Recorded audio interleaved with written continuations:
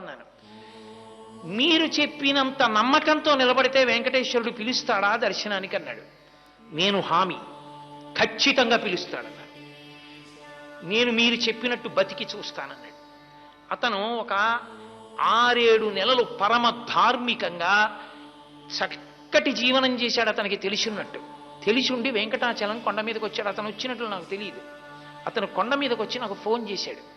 ఏమని ఫోన్ చేశాడంటే, నేను కొండ మీదకి వచ్చాను, మహాలఘు దర్శనం జరుగుతోంది, నిన్ను నమ్మి ధర్మాన్ని పట్టుకున్నాను.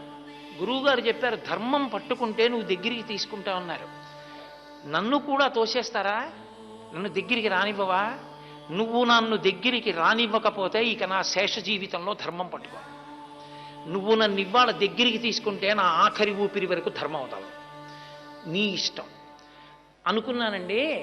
అకస్మాత్తుగా ఎవరో వచ్చి నన్ను పిలిచి, ఏమండి హుండీ లెక్క పెడుతున్నప్పుడు కాసేపు అక్కడ నిలబడి చూడాలి, అదేదో ఒక ప్రత్యేకమైన విధి ఉంటుంది భక్తుల్లో కొంతమందికి, నేను ఎప్పుడు చేయలేదు, నాకు తెలియదు, అలా ఉంటుంది అని చెప్పి నన్ను పిలిచారండి. పిలిచి కొంతసేపు నేను ఆ సేవ చేసిన తర్వాత, అలా చేసిన వారికి దర్శనం ఉంది బాబు అని లోపలికి తీసుకెళ్ళి దర్శనం చేయించి పంపించారు. గురువుగారు నా ఆఖరి ఊపిరి వరకు నేను ధర్మం వదిలిపెట్టను.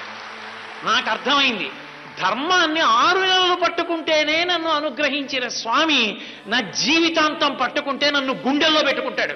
కాబట్టి నాకు ఇంకేం వద్దు గురువుగారు, నేను ఎంత పెద్ద పదవిలో ఉండనివ్వండి, నేను చేసే సంతకం ధర్మచట్రంలోకి ఇముడుతుందా అదొక్కటే చూసి పెడతా. నేను బతికితే ధర్మానికే బతుకుతున్నానా, నేను శరీరం వదిలిపెట్టేస్తుంటే ధర్మానికి వదిలిపెట్టేస్తున్నానా?